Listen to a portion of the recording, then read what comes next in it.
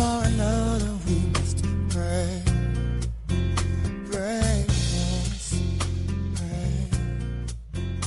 Oh, pray for. I just want to say it's good to stand before you on another one of the Lord's high days.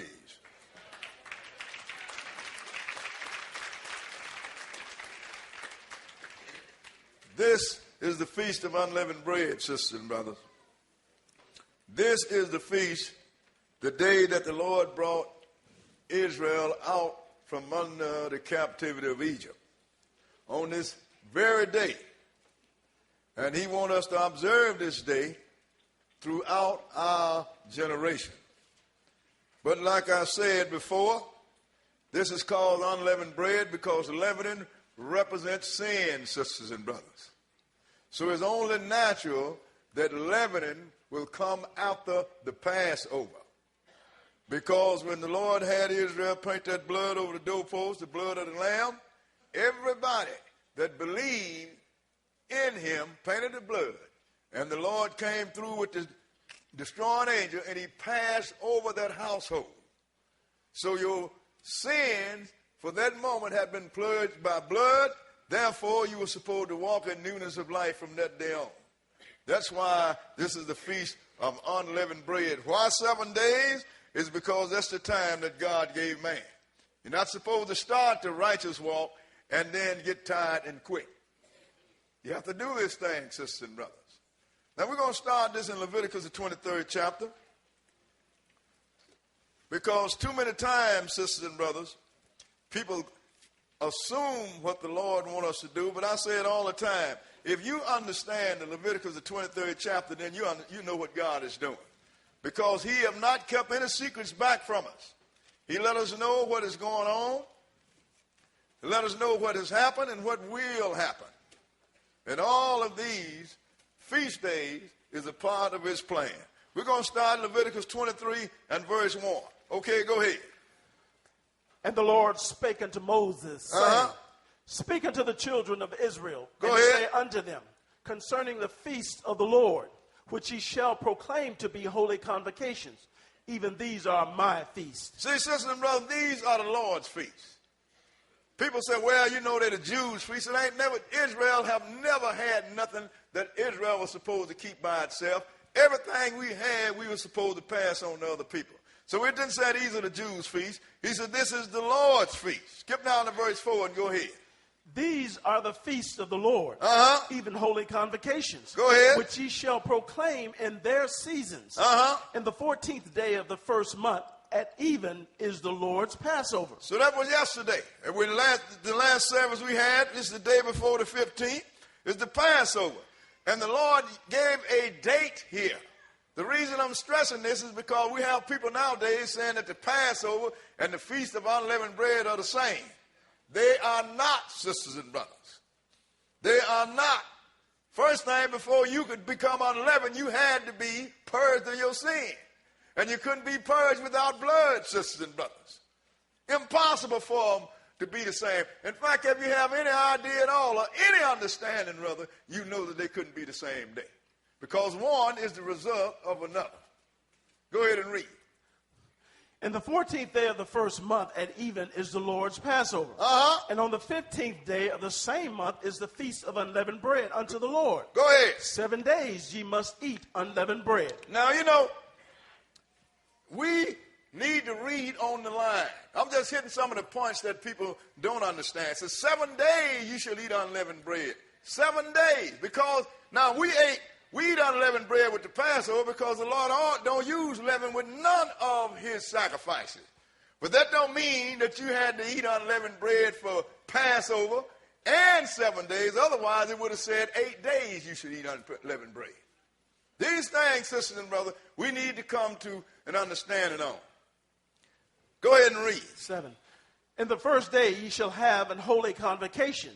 Ye shall do no servile work therein. Go ahead.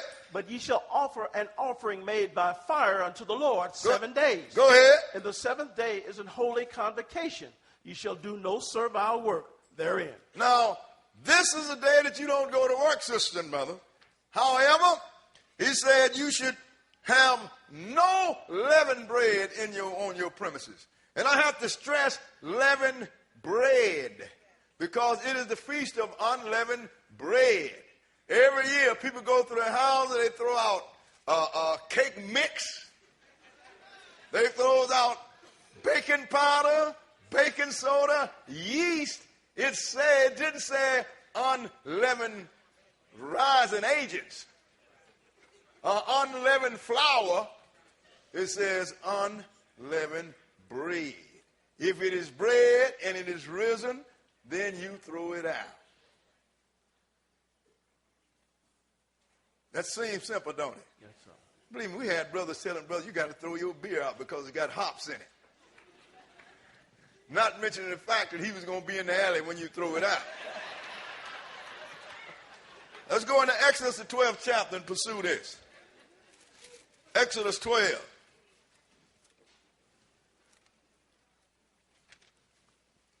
Because this is the reason why, sisters and brothers, that the Greco-Roman Christians messed up Jesus' death and resurrection. The reason is because they didn't understand that there are 7 annual Sabbath days, and this is one of them. So when they said that Jesus died, the next day was a Sabbath, nobody paid attention that it said it was a high Sabbath. Right away, it's Sabbath day, that means he died on Friday. No, he died the day before the first day of the Feast of Unleavened Bread. Exodus 12 and 15, go ahead. 7 days shall ye eat unleavened bread. Even the first day ye shall put away leaven out of your houses. For whosoever eateth leavened bread from the first day until the 7th day, that soul shall be cut off from Israel. So we've established the 7 days, and we have established that it's bread. Go ahead and read. And in the first day there shall be an holy convocation. And in the 7th day there shall be an holy convocation to you. No manner of work shall be done in them. Go ahead. Save that which every man must eat, that only may be done of you. Now, that lets you know that this day is a Sabbath day, sisters and brothers. You're supposed to have a holy convocation or solemn assembly. And the last day will be the same. Both of these are Sabbath days. Go ahead and read. 17. And ye shall observe the feast of unleavened bread. For in this selfsame day have I brought your armies out of the land of Egypt. Therefore shall ye observe this day in your generations by an ordinance forever. Now, he said you do this in an ordinance forever. Every time we deal with this, we are saying to the Lord, we remember that you brought us out from a great captivity, which is Egypt. And this is what people don't understand. The first great captain we ever had looked like us. The Egyptian. Now you have brothers running around trying to say we are all the Egyptians. No, I wasn't no Egyptian. I was the slave of the Egyptian. He is not me and I'm not him. So he said, now, this self-same day, I brought you out and you're supposed to have this forever throughout all of your generation. Skip down to verse 21 and go ahead. Then Moses called for all the elders of Israel and said unto them, draw out and take you a lamb according to your families. Go ahead. And kill the Passover. And ye shall take a bunch of hyssop and dip it in blood that in the basin, and strike the lintel and the 2 side posts with the blood that is in the basin. And none of you shall go out of the door of his house until the morning. So he letting you know. Now you get this lamb, when you kill this lamb, the Passover lamb, you get some hyssop and put the blood over your doorpost. And he said, don't come out of your house. That means Israel had to stay in their house. Because it was some great drama going on outside, sisters and brothers. Skip down to verse 29 and go ahead. And it came to pass that at midnight the Lord smote all the firstborn in the land of Egypt, from the firstborn of Pharaoh that sat on his throne unto the firstborn of the captive that was in the dungeon, and all the firstborn of cattle. Now, you notice something? The Lord killed the firstborn because it was his firstborn that had to die for the whole creation. So he came through, and everywhere that he didn't see the blood, he killed the firstborn. Go ahead and read. And Pharaoh rose up in the night, he and all his servants and all the Egyptians. Go ahead. And there was a great cry in Egypt, For there was not a house where there was not one dead. See, pay attention, sisters and brothers. This was a grievous night. This was a night where Israel was scared. That's why he told you to have your staff in your hand with your shoes on your feet. That's why you ate bitter herbs, because it was a bitter night. Wasn't no night of rejoicing. Wasn't no night of having any kind of cavorting. It was a night of fear because death was all over Egypt. Even the lamb whose blood you was hiding under. It was death. It was a solemn feast. Because you hear people say, well, you're supposed to rejoice because Jesus died. I said, no, you're supposed to observe his death and mourn a little bit with it. Because he gave up a great big price for you. Yes, just like this lamb was innocent, he was innocent. Skip down. So once he came through there, in every house, the firstborn of everybody that didn't have that blood over their doorpost was dead. Firstborn of every child. And you know every family had a firstborn, didn't it? Yes, so he didn't miss a house. Skip down to verse 33 and go ahead. And the Egyptians were urgent upon the people that they might send them out of the land in haste, for they said, we be all dead men. And the people took their dough before it was leavened, their kneading trough being bound up in their clothes upon their shoulders. So now, the reason they didn't have unleavened bread is because they didn't have time. It's obvious that the arousing agent was in the dough, but it had not enough. They didn't have enough time for it to rise. That's why he said took the dough before it was leavened. Skip down to verse 38. Verse 38 and go ahead. And a mixed multitude went up also with them, and flocks and herds, even very much cattle. So a mixed multitude come out of there with Israel. Israel always had other people around us, always. And they all had to adhere to the same laws that Israel adhered to. Therefore, when the Lord addressed them, he said, hear, O Israel. He didn't say, hear, O Israel, and O stranger, because Israel is bigger than just the name that was changed. Israel is the Lord's name. We have other lessons to show you that. But go ahead and read.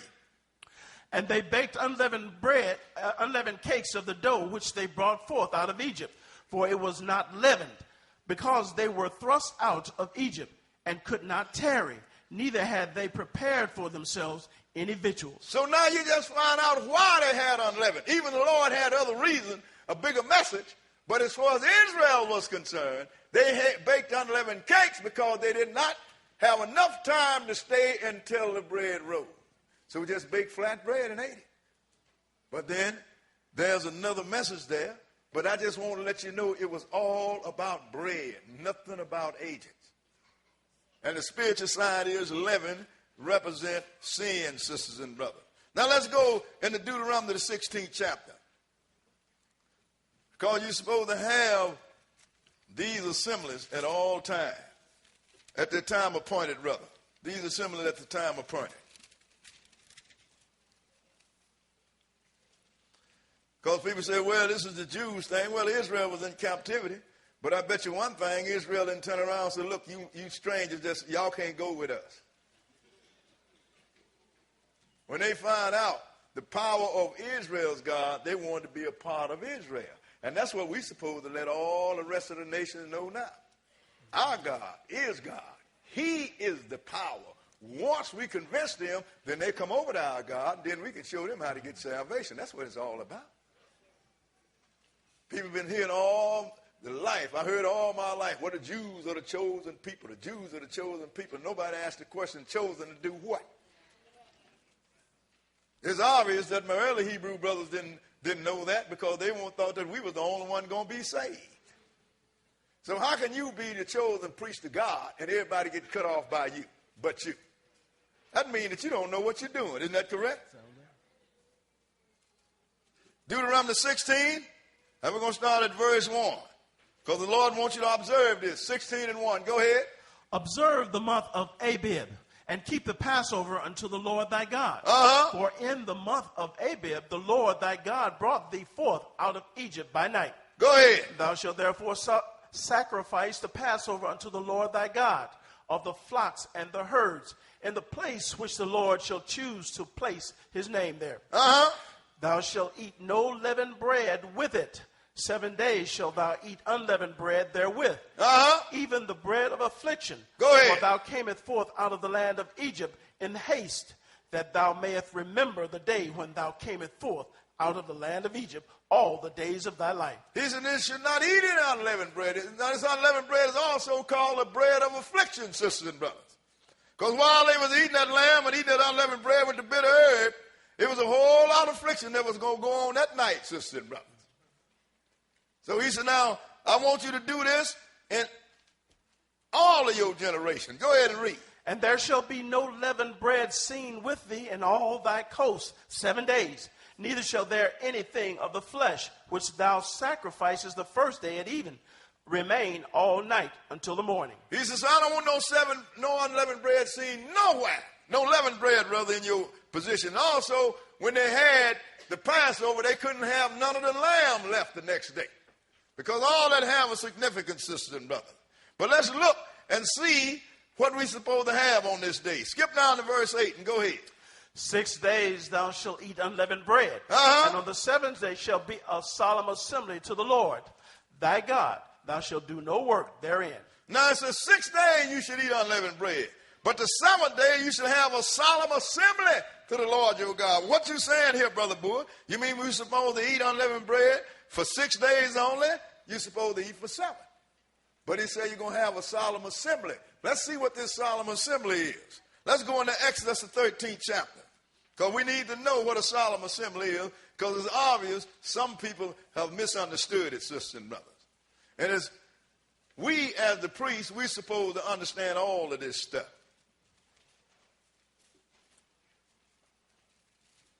Exodus chapter 13, we're going to start reading at verse 1. Exodus chapter 13, and we're going to start reading at verse 1, because we need to find out about all of this. Verse 1, go ahead.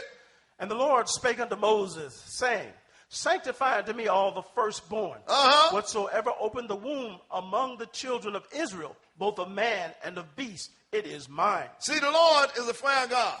Being that he killed all the firstborn in Egypt, that means the firstborn of Israel was his too. But he let Israel redeem their firstborn with animals, sisters and brothers. But he's fair. Go ahead and read. And Moses said unto the people, Remember this day in which ye came out from Egypt, out of the house of bondage.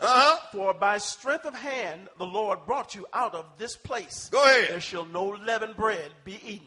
Go ahead. This day came ye out of the month of Abib. He said, now, remember this day. Don't eat no bread in this week, because this is the day that you come out of Egypt. Skip down to verse 6 and go ahead. 7 days thou shalt eat unleavened bread, and in the 7th day shall be a feast to the Lord. Oh, so the 7 days, when you eat unleavened bread, that 7th day, which he says a solemn assembly, isn't that correct? You should do what to the Lord? Have a feast unto the Lord. Because all of God's feasts are solemn assemblies, sisters and brothers. And he wants you to feast to him and understand that, to remember that this is the day that he brought you out of captivity. This have a twofold meaning, sisters and brothers. He brought you out of physical captivity, but when the real blood of the Lamb came, he brought you out of spiritual captivity, where you was locked under death. Before we shed the blood of Jesus, sisters and brothers, we all had an eternal death sentence. There wasn't no recovery. Go ahead and read. Unleavened bread shall be eaten 7 days, and there shall no leavened bread be seen with thee. Neither shall there be leaven seen with thee in all thy quarters. Skip down to verse 17 and verse 10 and go ahead. Thou shalt therefore keep this ordinance in his season from year to year. Skip down to verse 17 and go ahead. And it came to pass, when Pharaoh had let the people go, that God led them not through the way of the land of the Philistine, although that was near. But God said, Lest peradventure the people repent when they see war and they return to Egypt. See, this is what the Lord took. We could have, coming right out of Egypt into the land of Israel, we could have went a straight shot. But he didn't do that, because he said Philistine was between us and the land of Canaan. And they know, and the Lord knew these people didn't have no stomach for fight. So he took them a long way round. Go ahead and read. But God led the people about through the way of the wilderness of the Red Sea. And the children of Israel went up harnessed out of the land of Egypt. So he went by way of the wilderness. But the Lord had some other stuff involved. I tell you, this God here have a lot of stuff going on at one time. That's why you have to read instead of trying to assume what he's going to do. Skip down to verse, so he led them by way of the wilderness. Skip down to verse 21 and go ahead. And the Lord went before them by day in a pillar of a cloud to lead the way, and by night in a pillar of fire to give them light, to go by day and night. Go ahead. He took not away the pillar of the cloud by day, nor the pillar of the fire by night from before the people. Because the Lord knew if he had disappeared for a second, everybody would have stampeded back to Egypt. Oh, this is the way this people live. Love to go where you ain't supposed to be. Now let's go into the 14th chapter of Exodus. 14th chapter. We're going to start at verse 1. Go ahead and read. And the Lord spake unto Moses, saying, Speak unto the children of Israel, that they turn and encamp before Pihahiroth, between Migdol and the sea, over against Baal-Zephon. Go ahead. Before it shall ye encamped by the sea. For Pharaoh will say of the children of Israel, they are entangled in the land. The wilderness has shut them in. Look, sisters and brothers, this God of Israel is one that loved getting evil. You understand? These Egyptians had messed us around and enslaved us and did everything to us for 400 years, and the Lord wanted to get his pound of flesh. That's why you should know this God, because if you owe him, he is going to collect. He done already destroyed the waters. He done killed them, brought in flies. He done brought in toads. He done did everything. And now he said, I just got to get me and kill the firstborn. I got to get me one more deed. So we had him go by sea. And the Egyptians going to think, we're going to deal with these people. We shouldn't have let them go, but it was all from God. Go ahead and read. 4. And I will harden Pharaoh's heart, that he shall follow after them. And I will be honored upon Pharaoh and upon all his hosts. Go ahead. And the Egyptians may know that I am the Lord. And they did so. He said, look, I'm going to get him one more time. I'm going to harden his heart. And otherwise, I'm going to put it in his mind that, no, we ain't going to let these people get away. Because I got me one more thing I want to do to him. Go ahead and read. And it was told the king of Egypt that the people fled, and the heart of Pharaoh of his servants was turned against the people. And they said, why have we done this, that we have let Israel go from serving us? Now that's what the Lord put in their mind. All of a sudden, we had us some real good slaves. Didn't have to pay them. Why we let this free labor go? Go ahead and read. And he made ready his chariot and took his people with him. So he got ready, and to start, he going to go down there and they're going to bring them back. All that he don't kill. Skip down to verse 10 and read it. And when Pharaoh drew nigh, the children of Israel lifted up their eyes, and behold, the Egyptians marched after them, and they were so afraid. And the children of Israel cried out unto the Lord. So now, they thought the Egyptian was going to hurt them, but the Lord already had shown his people that he wasn't going to let nobody hurt them. So, but when he looked up, they cried out to the Lord, and let's see what Moses did. Skip down to verse 13. Verse 13 and go ahead. And Moses said unto the people, fear ye not, stand still, and see the salvation of the Lord, which he will show you today. Go ahead. For Egyptians whom ye have seen today, ye shall see them again, no more forever. He said, I want you to stand still. Now you're finna find out about the power of the Lord. These same Egyptians that's pursuing you, you ain't going to see them no more. Skip down to verse 19. Verse 19. And go ahead. And the angel of God, which went before the camp of Israel, removed and went behind them. Go ahead. And the pillar of the cloud went from before their face and stood behind them. So what happened was the angel went and stood between Israel and the Egyptian, and the Lord was in the cloud. He went on over there too, because he was called into action, sister and brother. Go ahead and read. And it came between the camp of the Egyptian and the camp of Israel. And it was a cloud and darkness to them. Go ahead. It gave light by night to thee, so that the one came not near the other all the night. So now, they had got to the night of the Feast of Unleavened Bread, sister and brother. So the Lord had it dark on the Egyptian side, but he had it light on the Israel side. To make sure that they didn't come close to one another while he prepared to take his people out of Egypt. Go ahead and read. What verse? 21. And Moses stretched out his hand over the sea, and the Lord caused the sea to go back by a strong east wind all that night, and made the sea dry land. and the waters were divided. So now it took the Lord all night to divide the sea. That's why people that said that the Passover and Feast of Unleavened Bread are the same night don't have a clue. Remember, on the Passover, you couldn't come out of the house. But on the Feast of Unleavened Bread, they was at the seashore, and the Lord was splitting that water and took him all night to do it. So you couldn't have the same night. You can't be at the seaside and in your house at the same time.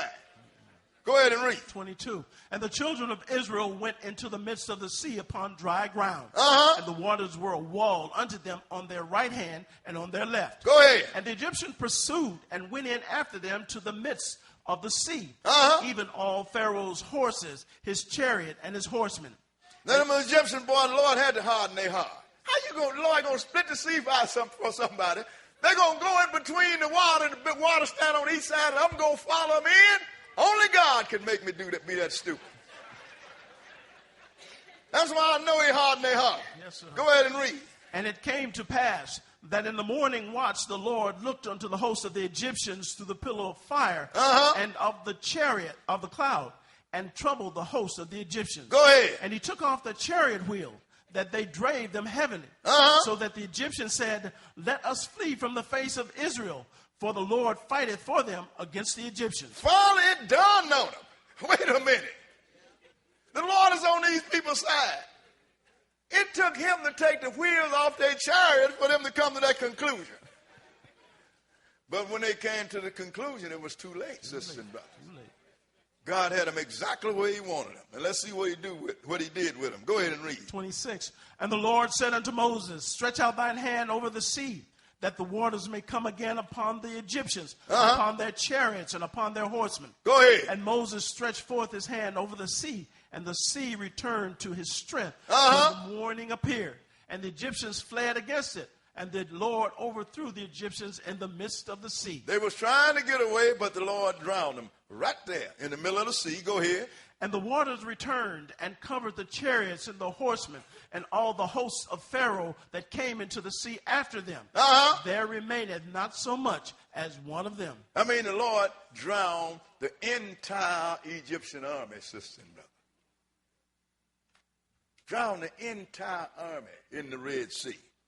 Skip down to verse 30 and read it. Thus the Lord saved Israel that day out of the hand of the Egyptians. And Israel saw the Egyptians dead upon the seashore. Now, how is it that you want to come in these last days and deal with Egyptology and make me an Egyptian? He's the loser. But Israel always liked losers, sisters and brothers.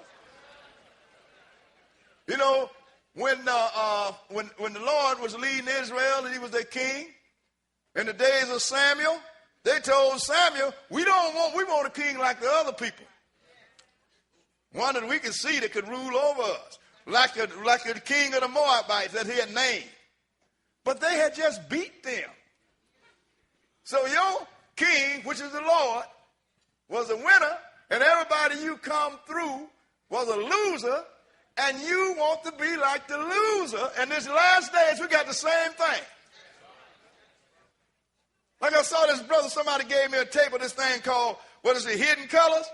Brother sounds so pious and so wise, but he was so stupid. And sometimes they wonder, brother, why you snap sometimes? It's because I look at our people. We love losers. The Lord drowned all the Egyptians. Egyptians and Hamites, your first slaver. They are not you. Let's go into Numbers and look at this travel now. Numbers, the 33rd chapter. Because that's the only thing, sister and brother, you have to be exposed to all this foolishness from Israel. Lord didn't have no stranger, no problem with the stranger. Soon he slapped the stranger down, he fell in line.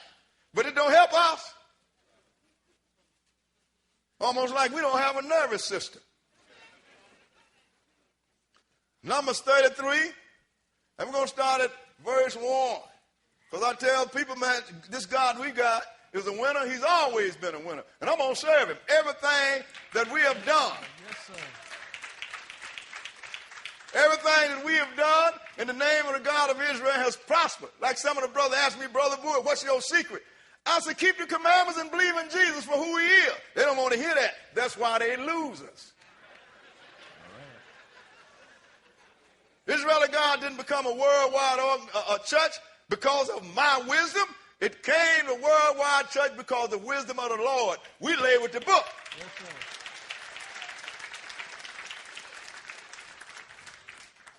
So this is the travel. This is some things that I throw in every now and then to clear up some flaws. 33 and 1. Go ahead and read. These are the journeys of the children of Israel, which went forth out of the land of Egypt with their armies under the hand of Moses and Aaron. Now these are the journeys, and Moses wrote them down. Go ahead. And Moses wrote their goings out according to their journeys by the commandment of the Lord. And these are their journeys according to their goings out. Go ahead. And they departed from Ramesses in the first month. And they departed from Ramesses in the first month. Go ahead. On the 15th day of the first month. On the 15th day of the first month. On the morrow after the Passover. On the morrow after the Passover. So next time somebody tell you that Passover and first day of the Feast of Unleavened Bread is the same, read this to these stupid people. You know, my wife tell me I shouldn't say stuff like that. I'm trying to listen. But sometimes you get wore out. Finish that. On the morrow after the Passover, the children of Israel went out with an high hand in the sight of all the Egyptians. So if they went on the 15th day, tomorrow after the Passover, that means they couldn't possibly be the same, could they? Now, they say, well, since Christ came, we don't have to keep these days. Is that a fact? Why do you say that? Well, you know, we under the new covenant now. Same new covenant, same laws, same God, same ordinances. But what I like to do is people go and they try to read Paul's writing and show me that we don't have to keep these laws. I said, well, okay, then Paul is the perfect one to use. So let's go into Acts, the 8th chapter. Before I get to Paul, I want to show you something else, too. I'm going to back up a little bit. Because the Lord gave a commandment for us to keep this day and all of the days first. Before we go there, let's go into Deuteronomy, the 16th chapter. Because I want you to look at this. Because a lot of things happen and you recognize what's going on when you have some understanding. That's why understanding is everything, sisters and brothers. Understanding is everything. Deuteronomy 16. And we're going to start at verse 16. Because these are days that the Lord commanded us to keep. And sometime when you know what the Lord commanded you to keep and you take a look at it, then it kind of gives you an idea of who people are. Verse 16, go ahead.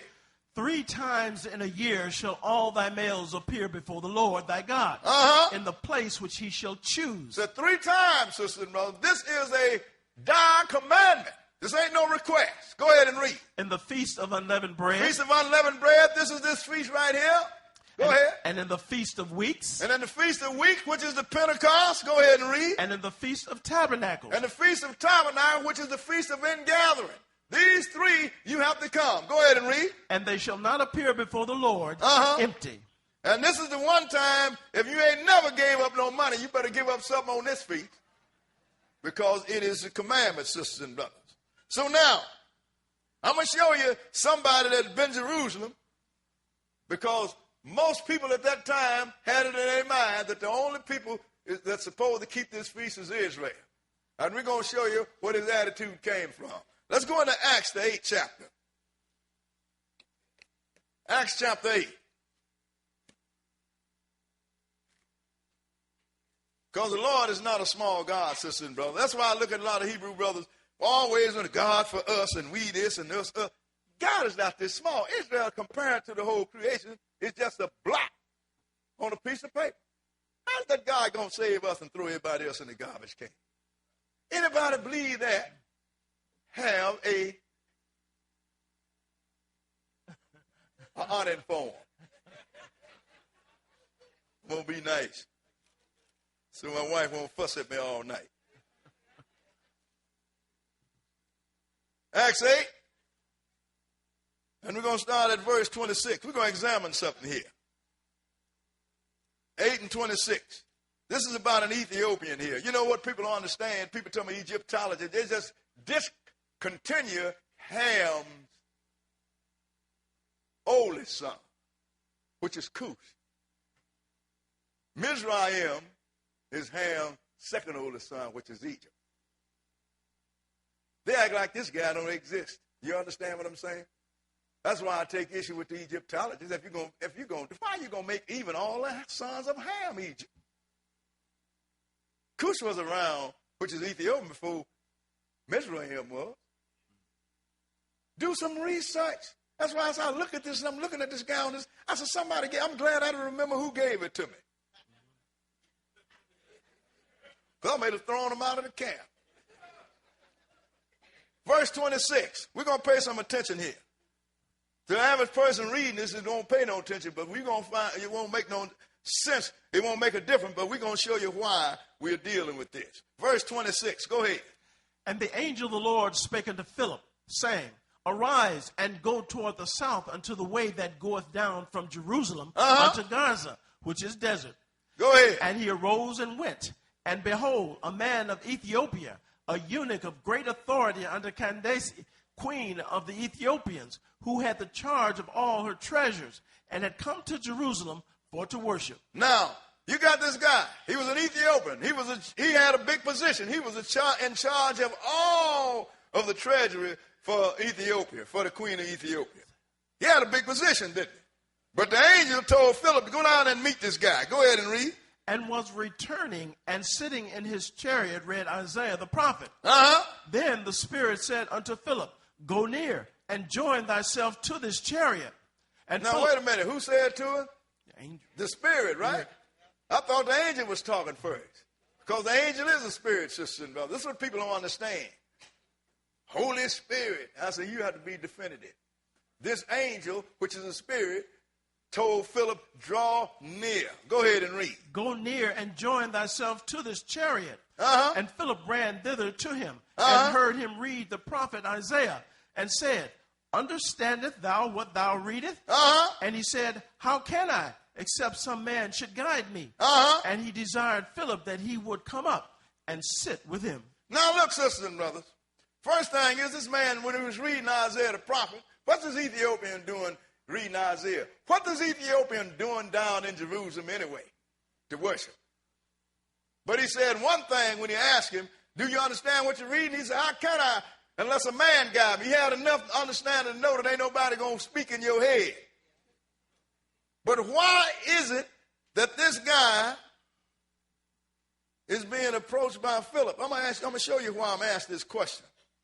Let's go into Acts the 11th chapter. Acts the 11th chapter. And we're going to start at verse 19. Acts 11 and 19. Because during the time of Philip, around that same time, they killed Stephen, which is the Israelites killed him. And when they killed him, Israel scattered all over creation. But let's see who they taught.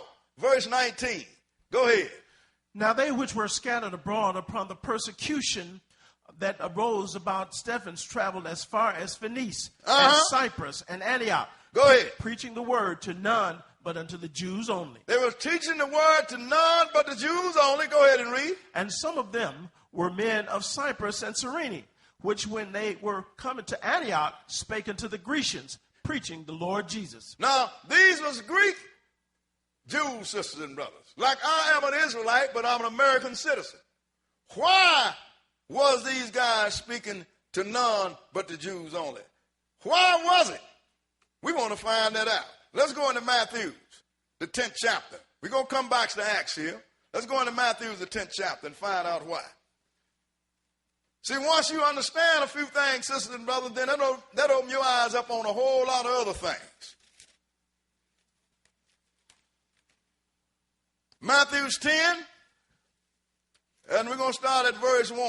Matthew chapter 10 and verse 1. Okay, read it. And when he had called unto him his 12 disciples. This is Jesus here. When he had called unto him his 12 disciples, go ahead and read. He gave them power against unclean spirits to cast them out and to heal all manner of sickness and all manner of disease. So he gave them power to deal with spirits and sickness. But then he gave them a directive that we going to look at. Skip down to verse 5 and let's see what that is. Go ahead and read. These 12 Jesus sent forth and commanded them, saying, Go ahead. Go not into the way of the Gentiles. Go not in the way of Gentiles. Go ahead. And unto any city of Samaria enter ye not. And no city of Samaria. Go ahead. But go rather to the lost sheep of the house of Israel. But go rather to the lost sheep of the house of Israel. So why then was Philip teaching this Ethiopian? Because he was an Israelite. Why was this Ethiopian coming from Jerusalem to study? Because he was keeping the law. 3 times a year shall all the males come to the place that I appoint and worship before me. I go through all that to let you know that, look, until the Lord told Peter and got him ready for Cornelius, sisters and brothers, there was no Gentile, no non-Israelite in the church. When they was called Christian in Antioch, there was no non-Israelite in the church. That's why I marvel at these brothers when they're going to let somebody else tell you what a Christian is, and you are the one that taught them what a Christian was.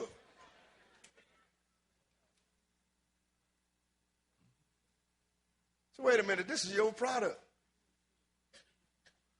You tried it out because the Lord only came to Israel when he came in the flesh. He only taught Israel. This is people don't understand. The only time he talked with somebody other than Israel, he talked to Samaritans, and he went on about his business because he taught to Israel. Now you're going to tell me, well, you being an Israelite, how is you a Christian? I said, because I'm the original Christian. Christ was an Israelite. He put forth 12 Israelites to bring this thing to everybody and told them to go nowhere to Israel because he had to get this people ready first because we was too dumb to be what we was chosen to be, and that's to be the priest. Once we had grown and the church had really grown, then he brought in a Gentile and told Peter, teach him.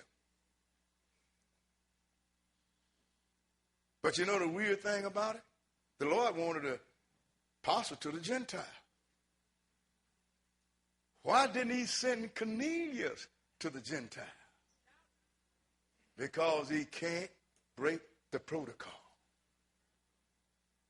It's not that Gentiles can't teach. Not that any strangers can't teach. It's all about what the Lord set in order, sisters and brothers. Y'all understand? Yes, sir. Sometime in our emotion, we lean, we want to go here, we want to go there. But I tell you something, be smart and stick with the word.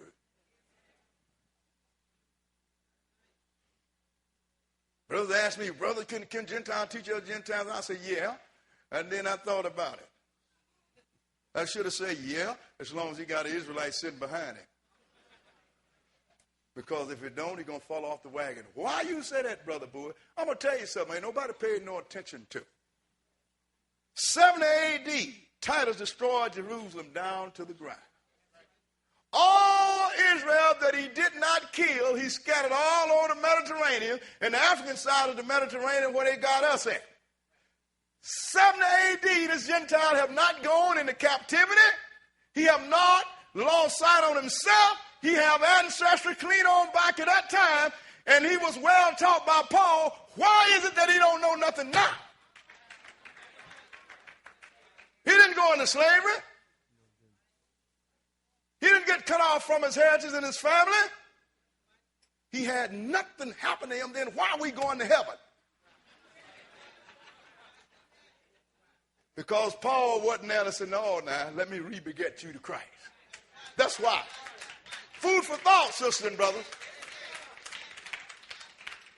Your position is unchangeable. You can't give it away. You can't sell it. You can't lay it down. We lost sight in 7 A.D. We walked away. When we came back, you got people in heaven. You got people in hell. You got Satan barbecuing people. You got dead folks talking to you at night. This thing is messed up. That's why I tell this Hebrew, you got to get back on your job and fix this thing because it is yours to fix.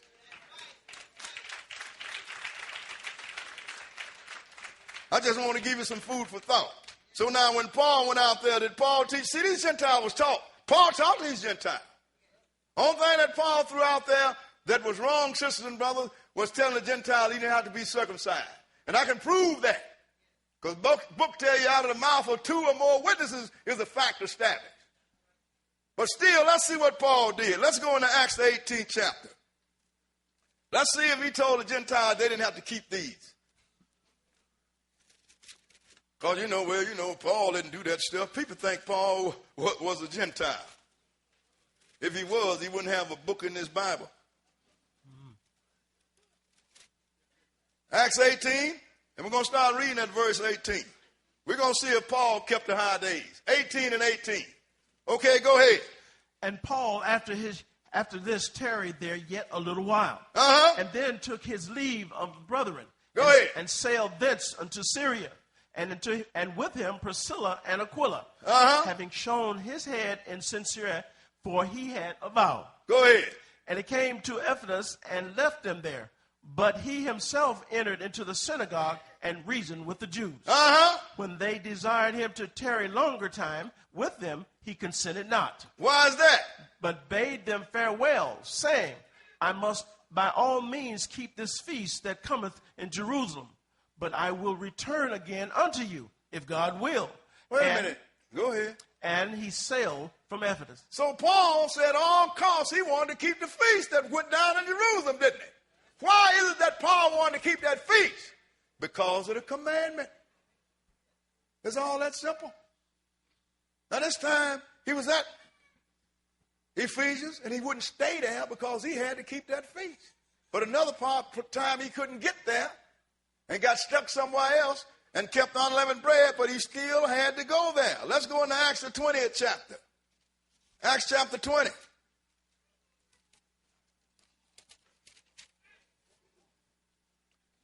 Acts 20 and verse 6. Read it. And we sailed away from Philippi after the days of unleavened bread, and came unto them to Tarsus in 5 days. So now, go ahead. Where he abode 7 days. So now Paul, after unleavened bread, he's traveled again, but he was trying to get somewhere. Skip down to verse 16. Verse 16 and go ahead. For Paul had determined to sail by Ephesus, because he would not spend the time in Asia, for he hasted, if it were possible for him, to be at Jerusalem the day of Pentecost. So this time he wouldn't even stop at Ephesians because he wanted to be in Jerusalem for Pentecost. Why? It's because of the law, sisters and brothers. The same reason the Ethiopian was coming back from Jerusalem, because of the law. So Paul them kept the feast. This is what I marvel at. Jesus died, rose from the dead, then day of Pentecost. Why you had all them Jews together there at the day of Pentecost? To keep the feast. Well, you see, that's when the church took over. That's what church? Nobody there but Israel. Look at the world at large, sisters and brothers. They said he's the Jews' feast. You know what the Christians doing now? Greco-Roman Christian? They are preparing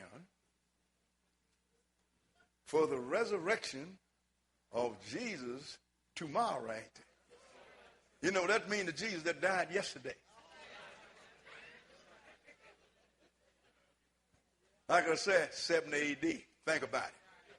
Now we're going to read one more thing, sisters and brothers. We're going to close out because we're going to eat a little food. We're going to drink a little wine. And the Lord caused me to put this in a long time ago, because I remember we drank a little wine. Somebody brought a guest to the feast with them. We broke out the wine. Oh, these people are a bunch of sinners.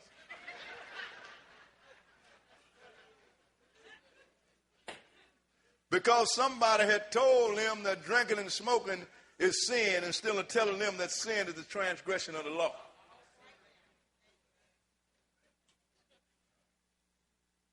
Deuteronomy 14, and we're going to start at verse 22. Deuteronomy 14 and verse 22. This is the last place. Okay, go ahead. Thou shalt truly tithe all the increase of thy seed, that the field bringeth forth year by year. And thou shalt eat before the Lord thy God. Go ahead. In the place which he shall choose to place his name there. The tithe of thy corn, of thy wine, and of thine oil, and the firstlings of thy herds and of thy flocks, that thou mayest learn to fear the Lord thy God always. Go ahead. And if the way be too long for thee, so that thou art not able to carry it. So if the way be too long for you to carry your barley and your corn and stuff, or either for you to drive your cows or whatever you're going to contribute to the feast, go ahead and read. Or if the place be too far from thee, which the Lord thy God shall choose to set his name there, when the Lord thy God has blessed thee, then shalt thou turn it into money, and bind up the money into thine hand, and shall go unto the place which the Lord thy God shall choose. So what you do is you sell it, and you get the money and go where the Lord chose for the feast. Go ahead and read. And thou shalt bestow that money for whatsoever thy soul lusteth after. And you use that money to buy whatever your soul lusted after. Go ahead and read. For oxen. For oxen. Or for sheep. For sheep. Or for wine. For wine. Or for strong drink. Or for strong drink. Finish that. Or for whatsoever thy soul desireth, and shalt eat there before the Lord thy God, and thou shalt rejoice, thou and thine household. So, sisters and brothers, wine today was wine yesterday. And strong drink yesterday is Jack Daniels today. However, I don't recommend that you do no Jack Daniels. Brothers, don't be getting drunk here, because if you go to jail, I am not going to get you out. I don't know you. I don't know drunk people. All right?